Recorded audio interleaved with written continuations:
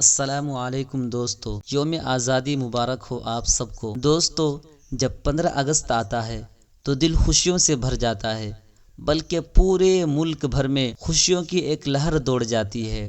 ہم سارے لوگ مل کر جھنڈا پھہراتے ہیں، آزادی کے نغمے گاتے ہیں، لیکن جب ہمارے اکابرین کی قربانیاں یاد آتی ہے تو روح کانپ جاتی ہے۔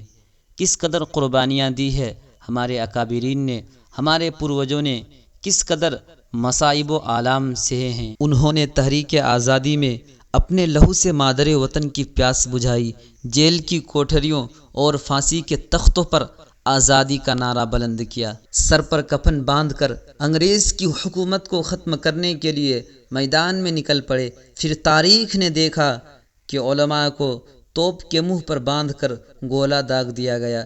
رب کی قسم، علماء کرام کے گوشت کے لوتھڑے اڑ گئے اور فضائے آسمانی خون سے رنگین ہو گئی۔ لاہور کی شاہی مسجد کے صحن میں انگریز نے پھانسی کا پھندا بنایا تھا اور ایک ایک دن میں 80 علماء کرام کو پھانسیاں دی جاتی تھی، اور یہ بھی ہوا کہ علماء کو بوریوں میں بند کر کے دریا میں ڈال دیا جاتا اور اوپر سے گولیوں کا نشانہ بنایا جاتا۔ تاریخ شہادت دیتی ہے کہ دریا کا پانی علماء کرام کے خون سے رنگین ہو چکا تھا، مگر کسی عالم نے نہ تو انگریز سے سمجھوتا کیا اور نہ ہی انگریزوں کے سامنے گردن جھکائی۔ آج ہماری تاریخ مٹانے کی کوشش کی جا رہی ہے۔